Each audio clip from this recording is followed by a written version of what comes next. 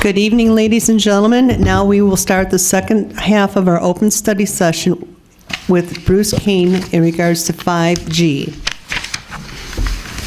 We all set?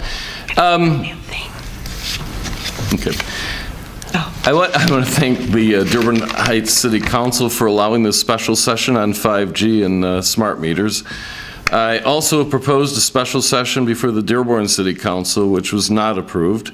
I believe allowing me to speak about the dangers of these technologies shows that at least the Dearborn Heights City Council does care about our citizens, because this is a very dangerous technology that they're getting ready to unleash on us. And I suppose the primary point that over my year or two of research in this, which really strikes me, is that the telecommunications industry admits that they have not tested the safety of this technology, and yet they're rolling it out anyway, you know. And yeah, I find it very scary, because my background is in, I've been a systems analyst in healthcare for 30 years, and I worked 5 years in medical research radiation physics, so I have some idea what the dangers of these frequencies are. And it just boggles my mind that this stuff is being rolled out now. Now, really, up to now we've been using 4G, you know, but over the last 20 years we've got almost half the planet with cell phones that are always emitting this radiation, as long as your routers and all your other devices. And really, a couple of months ago I got one of these. This is a Coronet electro-smog meter. I recommend people get this. And I just started testing, you know, we're just talking 4G now, we're not talking 5G. Make sure and I started testing my phone, my cell phone. I started testing my, you know, phones that I have, the wireless phones that we have in our house. I started testing my routers, and excuse me, I was just amazed at the spikes in radiation that occur when you do these things. For instance, when you call somebody, you know, like when it's connecting until about it makes a good connection, the radiation levels go way up, way up. And you got young men carrying these things in their pockets all the time. I don't care, I've got grandchildren, I'm not having any more children, but this radiation is affecting, you know, males. And the fact of the matter is, and I don't know that it's just because of 5G, but over the last 40 years, sperm counts in the United States have gone down 50%, you know. So you would think that would be a concern to the healthcare people in this country, but it doesn't appear to be. I'm gonna read from this for a minute. I wrote this yesterday, but it's 26 pages long, and I know you're not gonna sit through that. But both 5G and smart meters present a threat to our health, our privacy, and freedom. Certainly the threat these technologies pose to the health of our children should be the foremost concern to parents throughout our city and the world. And I say the world because this, like smart meters, is being rolled out globally. These are the only two technologies that I've ever noticed in my lifetime that have been rolled out globally. It's very strange to me. So given the time constraints, my focus will be on the dire health effects that these technologies represent. In 1999, I was working as a healthcare analyst and was struck by the exponential rise in autism, which I felt should have resulted in a national health emergency in order to determine the cause or causes. But of course that never happened. At the time I thought the main cause was probably childhood vaccinations, which doubled in 1990. I know this because I work for Michigan Peer Review, and that's what we did. We reviewed, you know, childhood vaccinations and other things like that, so I know that. Or it could have been the advent of GMO farming, which is based on the use of Roundup and non-Mendelian genetic modifications by Monsanto and Bayer with these seeds. Now, GMO farming also exploded in the early 90s. That was about 30 years ago. Today, I feel there may have been a third possibility, the increase in electromagnetic frequency radiation, or as I call it, EMF radiation, from the exponential increase in cell phone purchases and cell phone use. It is possible that over vaccinations, GMO farming, and EMF radiation may all be working synergistically to undermine the health of our citizens. And there are other technologies that may also be contributing to the decline of health of American children and adults. In any case, human lifespan has actually decreased for the last 3 years in the United States. This is absolutely unprecedented. You would think that our health professionals would be curious enough to know what the hell is going on here, you know? And it's not just sperm counts, and it's not just lifespan. All sorts of disease processes are going up in this country now. I don't know why. I am a scientist, or I was a scientist, so I mean, I'm not going to speculate on what I can't prove, but we should be concerned. I'm also part of a global movement to stop the deployment of 5G antennas and smart meters. So today I'm here to do what I'm encouraging activists around the planet to do: request city governments to convene these special study sessions to alert their communities about the dangers of the technologies. And ultimately, we want the deployment of 5G internet and smart meters to be stopped. Now, over the last year, you are seeing protests all over the world because it's being deployed all over the world. I just read an article today in Geneva where they just started deploying 5G. And people that were not affected by routers or Wi-Fi or anything else are now reporting that they're having severe headaches, nosebleeds, all sorts of things like this. And it just drives me nuts to think about, you know, why this is being done. I do have my theories. But the point is, both 5G and smart meters, they do not discriminate on the basis of color or religion or political affiliation, but they do discriminate on the basis of age. Young children with thinner skulls will be far more susceptible to cancer and other diseases from this EMF radiation and dirty electricity. Both technologies needlessly threaten the health and safety of our citizens. The effect of dirty electricity and EMF radiation are already causing electrosensitivity, cancer, and other disease processes, and that's even with 4G. For example, in March of 2019, the parents in Ripon, California, successfully forced Sprint to remove a cell tower on the premises of their public school, where 8 of the students and teachers were diagnosed with cancer. Now, the reason that our citizens should be concerned is that there are reasons 5G will have a far greater health impact. The first of those reasons is these antennas are going to be set up every 2 to 10 homes throughout not just the United States, but throughout the world. The second reason is the frequencies required by 5G have been documented to cause far greater negative health effects than current 4G technologies.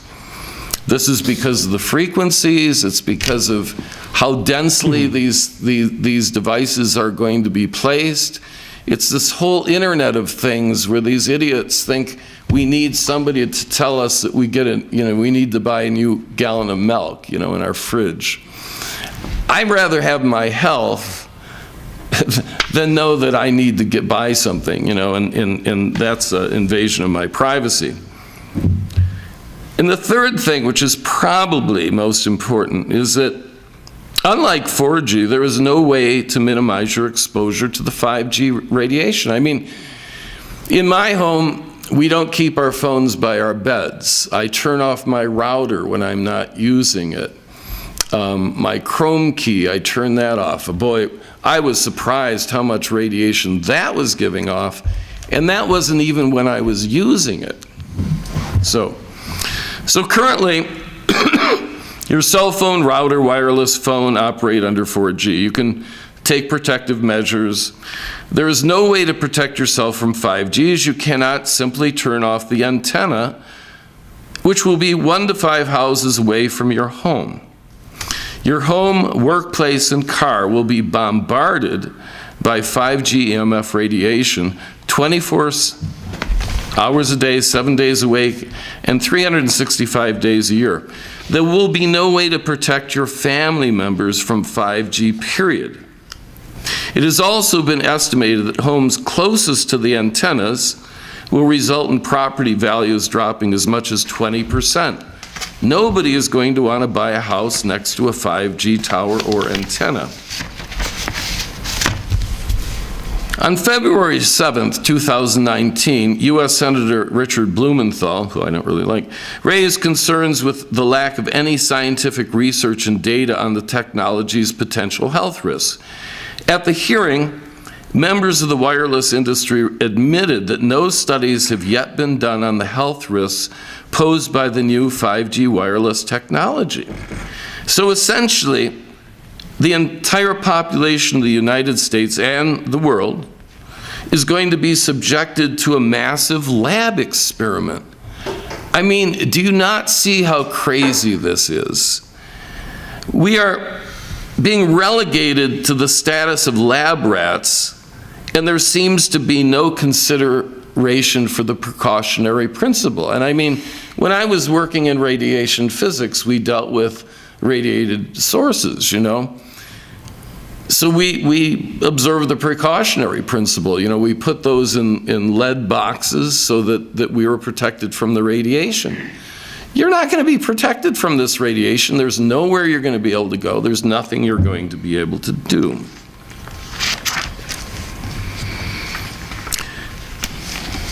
So when I saw this, you know, this thing with Blumenthal and the members of the FCC, they admit it right out. He said, you know, what testing have you done? He said, we don't know of any testing that's been done. You're just going, what the hell? You're gonna deploy this across the entire United States, and you haven't tested it? I mean, that's crazy. Here are some of the milestones that led to this no choice on 5G for U.S. citizens. I mean, in September 26, 2018, leaders of cities across the United States objected to a decision by the FCC, the Federal Communications Commission, setting national limits on how local governments can regulate the installation. I mean, they took away the right to stop the installation. Then, in October 25th, 2018, President Trump, I voted for him, signed a presidential memorandum directing the Commerce Department to develop a long-term comprehensive national spectrum strategy to prepare for the introduction of 5G. Then in Michigan, and that was the video I was going to play because Sharon, I can't think of her last name offhand, but... We can play it now if you want to. Oh, can we play? That would be Play great. it right now, we're ready. Oh, great. Yeah, that would be great. I believe. I am going to skip many of the things I wanted to say because I didn't realize it was only 5 minutes. Wireless radiation has biological effects. Can you hear it? Period. This is no longer a subject for debate when you look at PubMed and the peer-reviewed literature. These effects are seen in all life forms: plants, animals, insects, microbes. In humans, we have clear evidence of cancer now. There is no question. We have evidence of DNA damage, cardiomyopathy, which is the precursor of congestive heart failure, neuropsychiatric effects. So 5G is not a conversation about whether or not these biological effects exist. They clearly do. 5G is a conversation about unsustainable healthcare expenditures. Why do I say this? We've been sitting on the evidence for EMR and chronic disease for decades. And now we're seeing all these epidemics appearing. So diabetes is the first epidemic. I think most of you know the statistics. They're very scary. 1 in 3 American children will become diabetic in their lifetime, and if they're Hispanic females, the number is 1 in 2. Okay. So what does this have to do with wireless radiation? Wireless radiation and other electromagnetic fields, such as magnetic fields and dirty electricity, have been clearly associated with elevated blood sugar and diabetes. That is what the peer-reviewed literature says. It is not opinion. The closer you live to a cell tower, the higher your blood glucose. That is based on hemoglobin A1C measurements. So the idea with small cells of putting the cells closer to people's homes and bedrooms scientifically is very dangerous. And from an economic perspective, it's dangerous. And you may not know this. I was shocked to find this out. But the way you create a model of diabetes in rats in the lab is by exposing them to 2.4 gigahertz. And this is not for long-term exposure. So I don't have time to talk about the costs, but the huge problem with diabetes really is chronic kidney disease. End-stage renal disease, the worst complication of diabetes, leads to hemodialysis. Hemodialysis is an automatic qualification for Medicare. And if you don't qualify for Medicare, we still have to dialyze the patient. And the state ends up paying in many different instances. So renal failure is 1% of Medicare, but it takes up 7% of all Medicare expenditures. I don't have time to talk about this anymore, but once again, so the other epidemics that clearly link from the science with electromagnetic radiation are related to mental health. And this is straight from PubMed. This isn't my opinion. This is science. Okay? For those of us who aren't physicians, what is PubMed? I'm sorry. It's just it's our National Library of Medicine. This is where you would go. This is just the peer-reviewed literature. So we have 3 epidemics that clearly, they're essentially one epidemic. We have deterioration of mental health in the United States. And if you look really at the science, what does it show? And these epidemics are our suicide epidemic, epidemics in violent, shootings, and the opioid epidemic. And I don't have 5 minutes is not the time to talk about this. This is in the peer-reviewed literature. I have a file to submit for the record, but these are facts. These are things that have just been glossed over by the wireless industry, and I really don't have time to talk about them in 5 minutes. I wish I did. But we need to examine our epidemics in the context of our EMF exposures. What does that mean?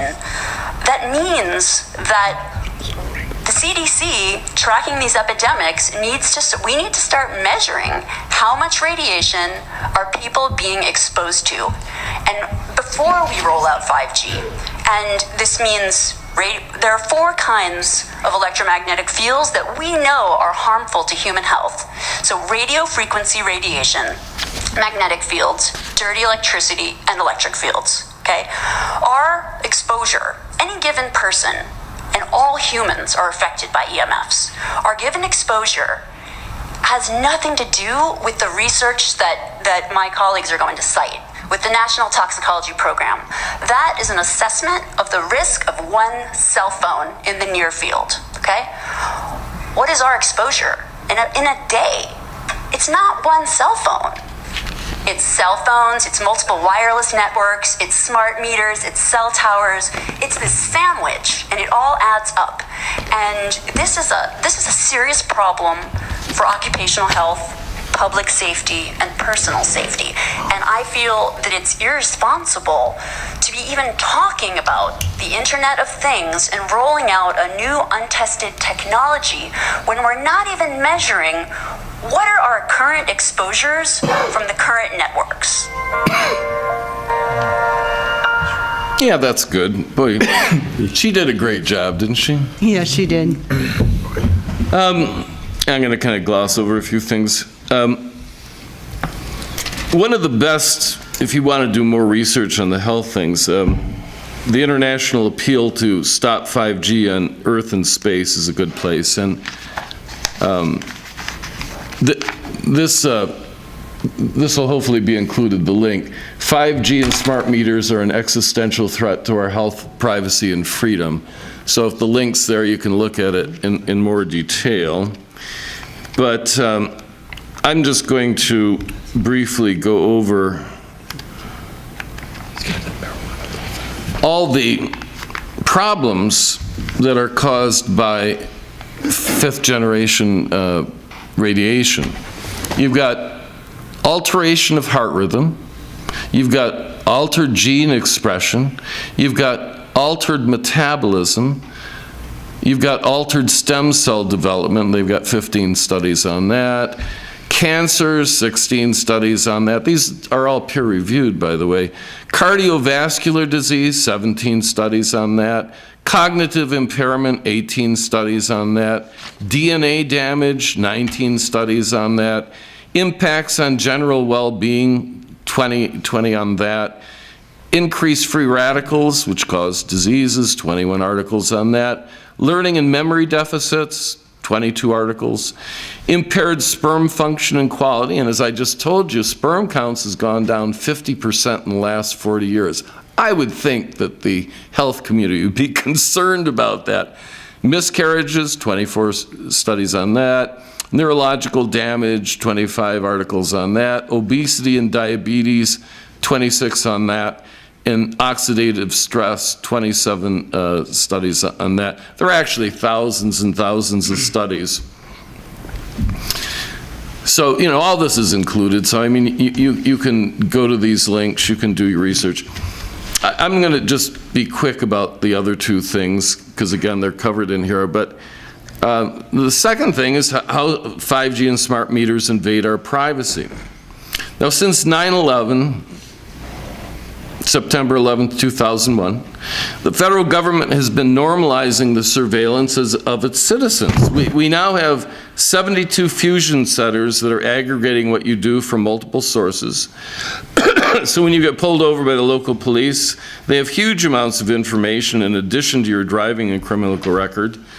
Are basically rights are being eviscerated. Anybody that uses a cell phone, there's nothing you can do. They've tested this. You can turn off your phone, you can do whatever you want. It's still tracking you. And as soon as you turn back that phone on, it all gets uploaded.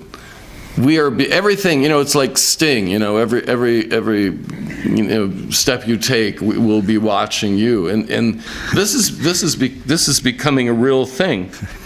Both smart meters and 5G make it possible to know everything you do in your home. Every appliance in your home has a signature that can be read and recorded by your smart meter. This isn't with an RFID chip. This is just a standard hair dryer, your refrigerator. Even when you turn on your shower, it's going to know that, you know, the heater's going on. It's going to know what's going on.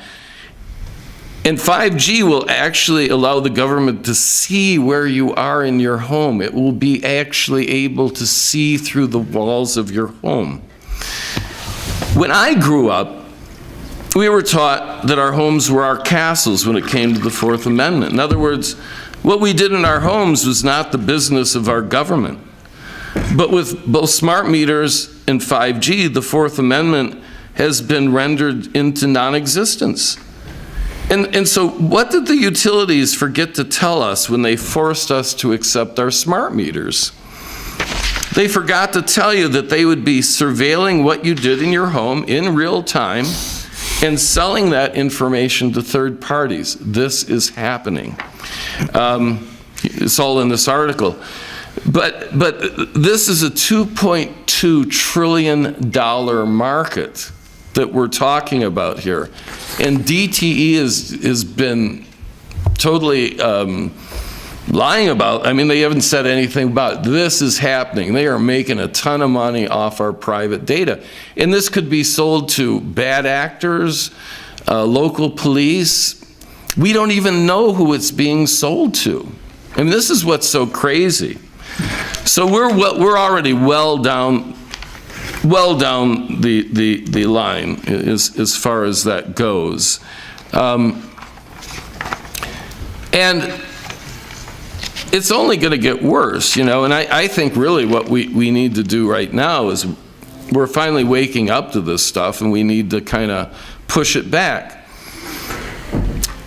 The third thing is the effect of 5G and smart meters on our freedom. I mean, what are they going to do with that data? Is your healthcare provider going to say, hey, we notice you're smoking cigarettes, or we notice you're watching the wrong kind of videos, you know? I mean, don't you guys find this kind of creepy?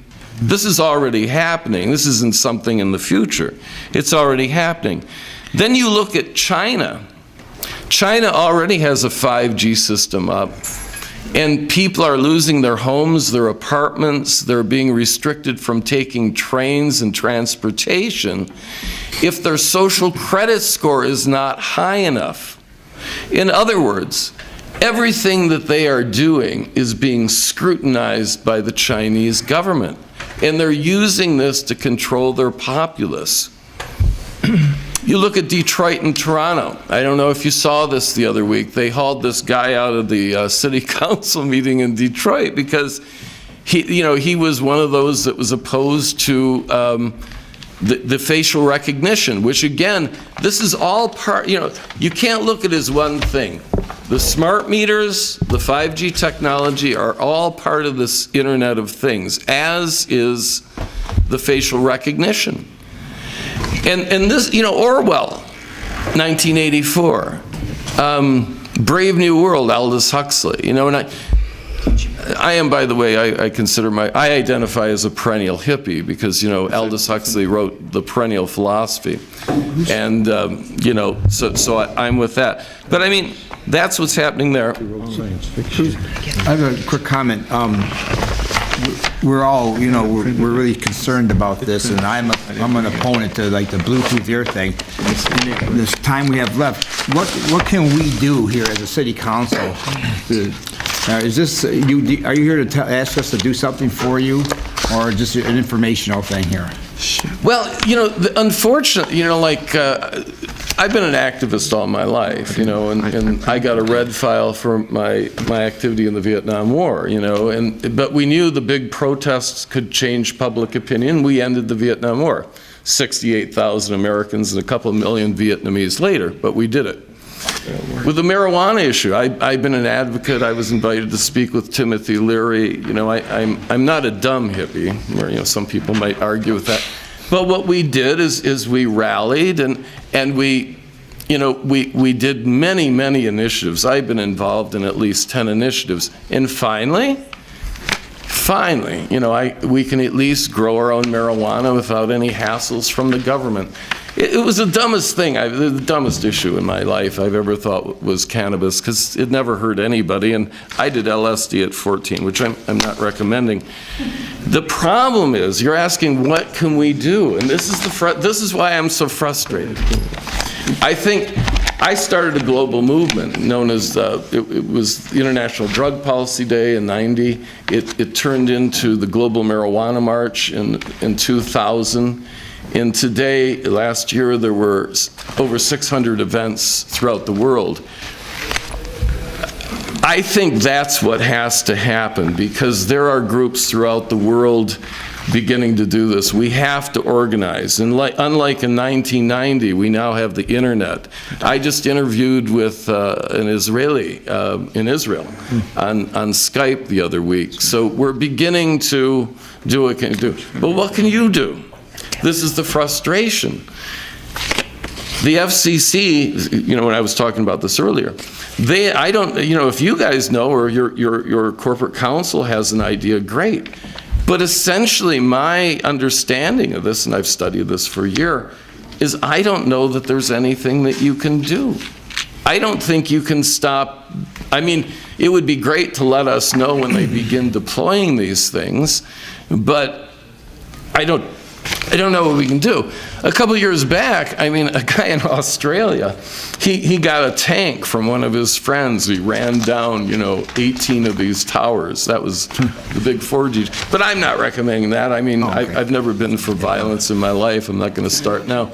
But I don't know. I don't know. But I'll tell you this.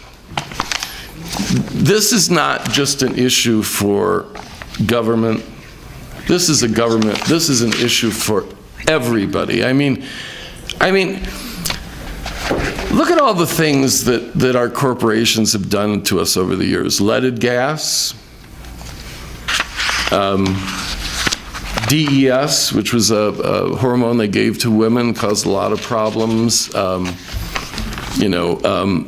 Most recently, GMOs. For decades, Monsanto was saying, "Oh, GMOs are just fine." I never bought that. And you also have to understand that the seeds are genetically modified. And when I say in a non-Mendelian way, I mean that they're just screwing with the genes. It's not like they're, cross-pollinating different varieties of a plant. Okay, So anyway, the point because being... at this time, some of the council people have questions, and I know we're running short of time. Oh, sure. At this time, Councilwoman Hicks Clayton has a question. Thank you, Madam Chair. Mr. Kane, Hey. good evening. I wanted to let you know, now I've done a lot of research on this. I've talked to different experts and scientists, and I agree. I think probably most of us would agree there are concerns with 5G and health concerns. However, when you were talking about regulating, and that is a big industry and big money, and you're right, you have to organize people, right? But what your question was, well, what can the council do? And I'm going to tell you what the council can do would be pass a resolution. However, that would be a document that would simply petition the state because it has to be done on a grander scale. Do you see what I mean? I mean, if we said no 5G, that's by resolution in the city of Dearborn Heights, is that realistic? Would that happen? How can we regulate and control that?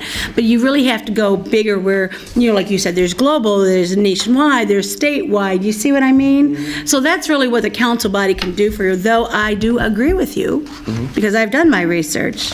But, again, that's kind of what the options are. And you are absolutely correct where, your local community activists can get involved. They can be active, organizing and demonstrating, and that is certainly their right to do so, but that's kind of what I think your options are, with all due respect, on that front.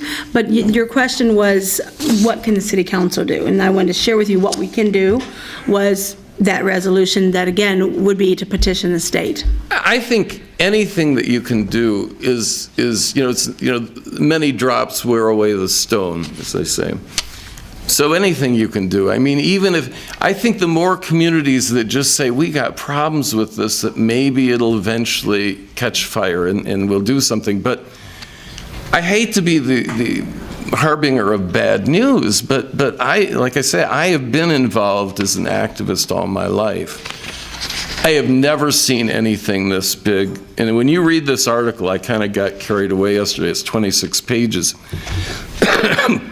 The Rockefellers, the Rockefeller Foundation, the Ford Foundation, Ford wants the driverless cars, completely dependent on 5G. The Rothschilds and Crown Castle, which is this international thing, and they've got their tentacles into every telecom, every utility. They're buying up the poles. I have never seen such a monolithic opponent in my life. And from my aspect, I've lost some battles, but I helped win some, and the thing I keep telling people really is, all of us is all we need. I mean, this truly is an existential threat. And I just want to put it to you this way, just to restate the obvious. The FCC and the telecoms and these corporations, they want to roll this out, and yet they admit that they have not tested the safety of this technology. Here's the last thing I want to say, and then you can ask me more questions if we have time. This cost me $180, and I recommend people get it because it gives you a first-hand view of exactly what happens when you're doing things, Here's the creepy thing, and this creeps me out.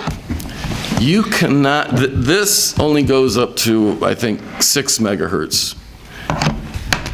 The 5G is going to be like 4 to 100 megahertz or gigahertz or whatever. You can't buy a detector to detect these radiations for under $10,000.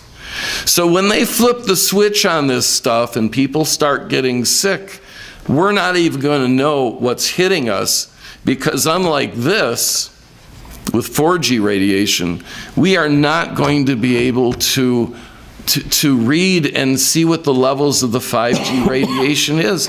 I mean, there are a lot of people that are saying this is a depopulation thing, and I entertain a lot of literature, but I don't buy a lot of it.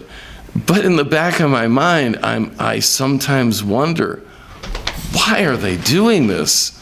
And could there be, some sub rosa agenda going on that maybe only a few people at the top know about, Some people say that people start getting sick, they're going to use it as an excuse to vaccinate people. They'll blame it on the vaccines. Now, I'm not anti-vax, by the way, but I'm just saying, this creeps me out. I've been involved in many issues over my life, and I'm more than willing to speak out.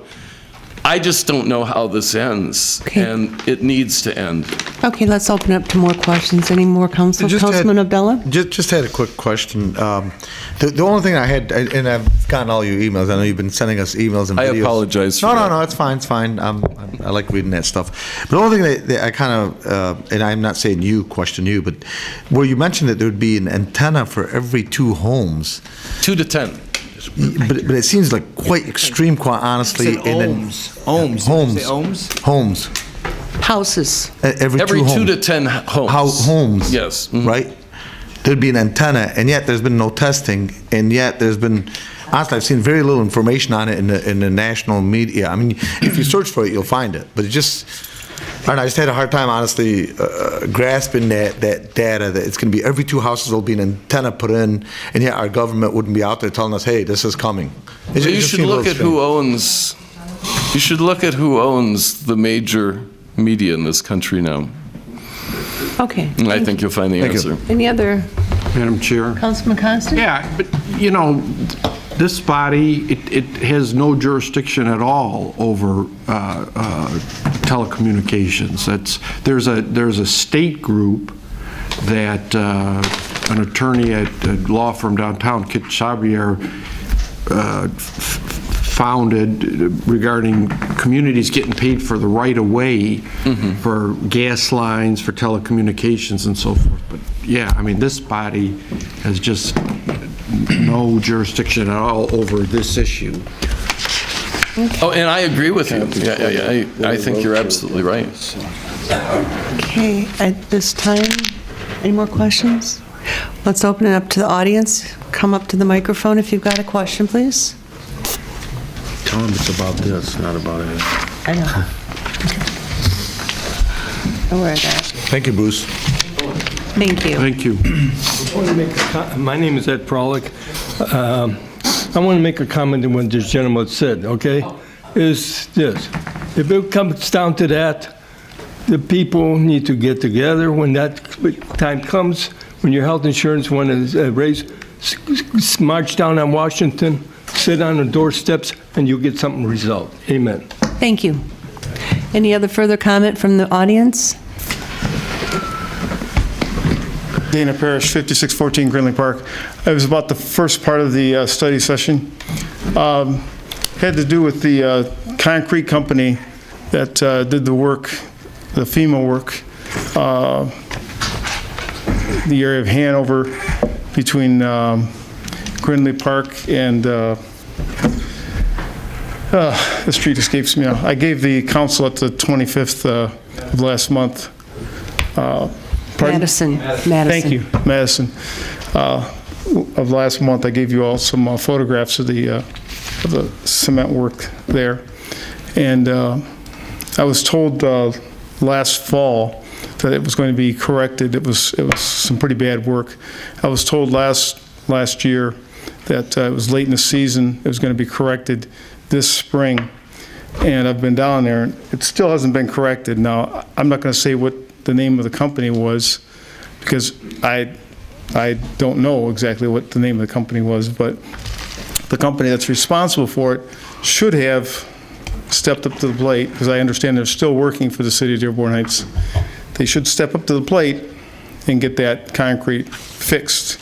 They got federal money, FEMA money, grant, City of Dearborn Heights, and hopefully we get another grant for the rest of these folks that are flooded out. Let's get it made right. The city needs to step in and kick these people where they need to be kicked and get them up to the plate and get it fixed. Thank you. Any further comment from the audience? Okay, that concludes our study session for tonight. Please take a 5-minute recess, and we will start with our regular council meeting.